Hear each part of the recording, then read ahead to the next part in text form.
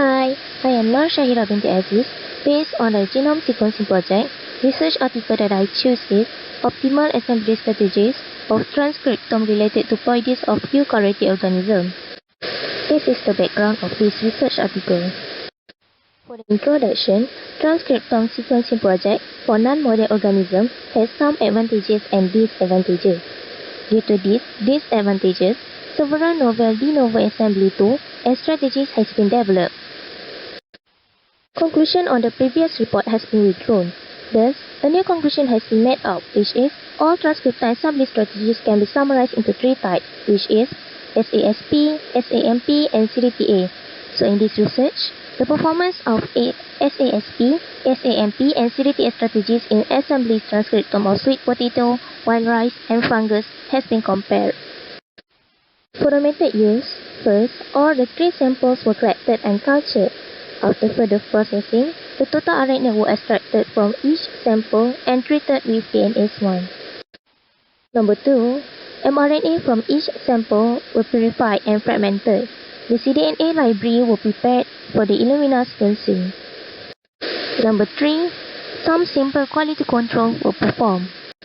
Number 4, three strategies of SASP, SAMP, and CDTA were employed by using 4 de novo assembler. Number 5, the type performances as mentioned in slide were evaluated. Last but not least, the full sets data of the fungus have been submitted to NCBI Sequence Read Archive. As for results, each sequence data from each sample were obtained and has been stated in this slide. Next, the preliminary evaluation of different assembly strategies in individual species has been recorded in this table.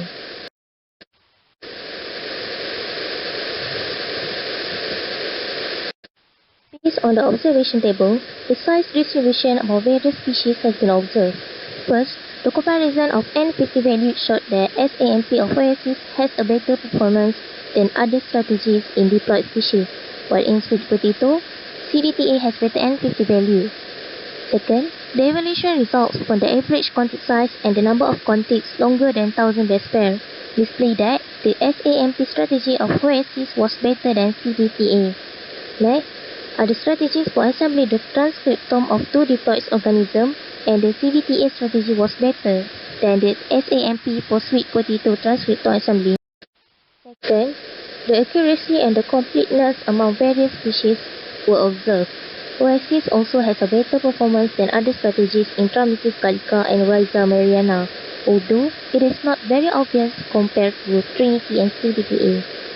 In sweet potato, CDTA strategy performed better than the other de novo assemblers and strategies. From the accuracy evaluation, CDTA and Oasis are more excellent than other de novo assembly strategies, especially compared with subtrans, no matter in Trametes gallica or Rhiza mariana or in sweet potato.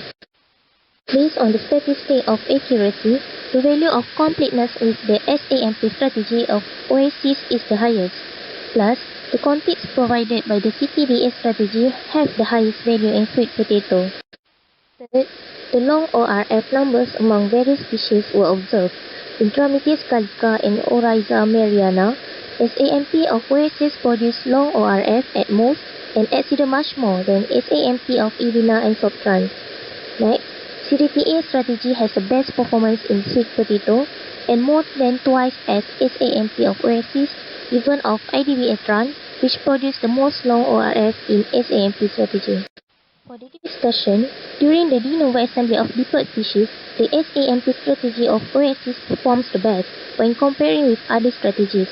Though CDTA strategy gives a similar result with the SAMP strategy of Oasis, it spent much more time than the SAMP strategy of Oasis. During the de novo assembly of hexaploid species, the CDTA strategy shows an obvious advantage than other strategies.